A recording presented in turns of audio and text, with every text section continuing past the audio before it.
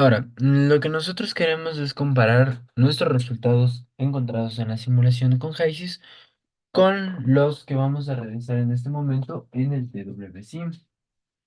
Para eso vamos a entrar a la aplicación de DWSIM y vamos a ir a la parte de archivo. Aquí nosotros vamos a colocar un nuevo modelo de proceso químico.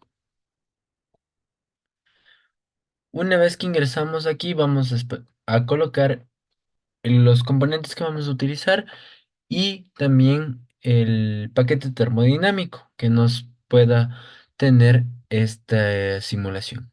¿Sí? Entonces aquí vamos a buscar por el nombre water y le vamos a añadir. Ahí dice compuesto añadido.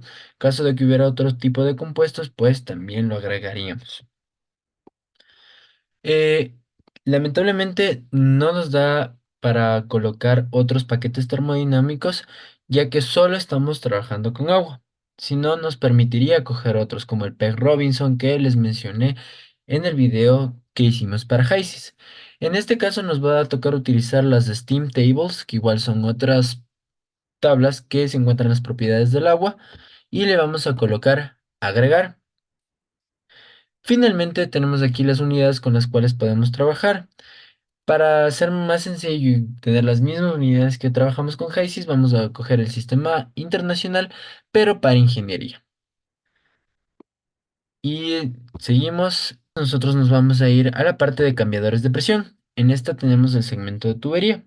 Esta nos permite simular cómo se compartirán los flujos de los fluidos dentro de la tubería, con las caídas de presión, cambios de temperatura y los distintos artefactos o artículos que puede haber en un sistema de tuberías, como válvulas o medidores de flujo. Entonces lo que vamos a hacer es colocar nuestro segmento de tubería y modificar la corriente de entrada. Recordemos, teníamos 20 grados centígrados, 10 bares de presión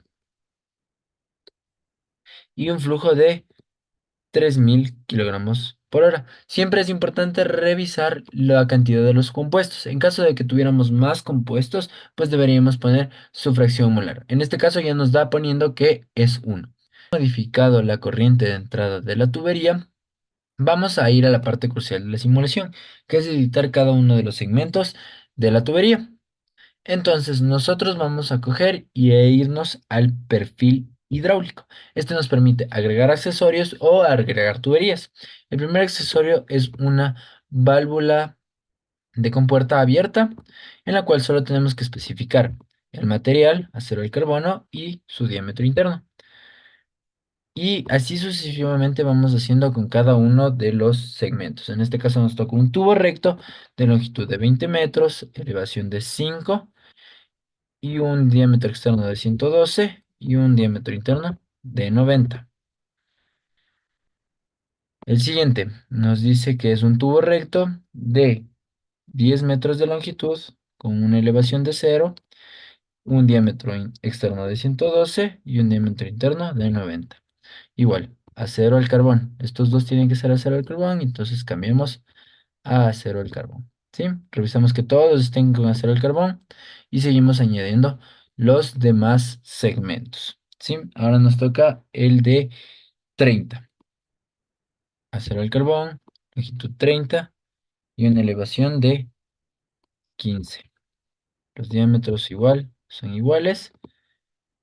Y nos menciona que después de este segmento tenemos que agregar una válvula de compuerta que se encuentra semiabierta. Lamentablemente en HYSYS no encontramos esa especificación.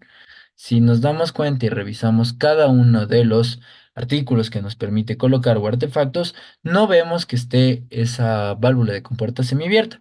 Pero para fines de ver cómo cambia la simulación, ver si hay cambios significativos, vamos a volver a colocar una válvula de compuerta abierta. Sí, tenemos que especificar igual material y diámetro. Finalmente, nos toca nuestro último segmento que tiene una longitud de 15 metros, una depreciación de -8 y un diámetro externo de 112 y un diámetro interno de 90. Ya es que ya hemos terminado de ver cada uno de los segmentos de tubería, vamos a irnos a la parte de vista, en la cual nos muestra cómo cambia la distancia de nuestra tubería con respecto a las elevaciones que tiene. Y también aquí en Thermal Profile nosotros podemos editar, por ejemplo, coeficientes externos de convección o cambios que se tengan con la temperatura. Afortunadamente no se tiene nada de eso, pero en el caso de que existiese, tendríamos que cambiarlo. El aspecto que nos toca definir es una condición, sea presión o temperatura de salida. En el caso de que no tenemos condiciones de intercambio de calor, la temperatura va a salir igual. Entonces vamos a colocarle que la temperatura de salida afuera de la tubería sea 20 grados centígrados. Y como vemos, la simulación corrió y tenemos los resultados. Ahora, para nosotros poder ver los resultados y observar cómo cambian nuestras condiciones de flujo, simplemente vamos a ir a insertar y vamos a poner las propiedades de cada una de las corrientes. Ponemos editar, aquí está nuestra primera corriente y vamos a colocarle temperatura, presión y flujo másico, ¿sí? Y ahí tenemos una temperatura de 20 grados centígrados, una presión de 10 bares y un flujo másico de 3000 kilogramos por hora. Ahora vamos a colocar la tabla de la corriente de salida. Nos vamos a insertar igual tabla de propiedades.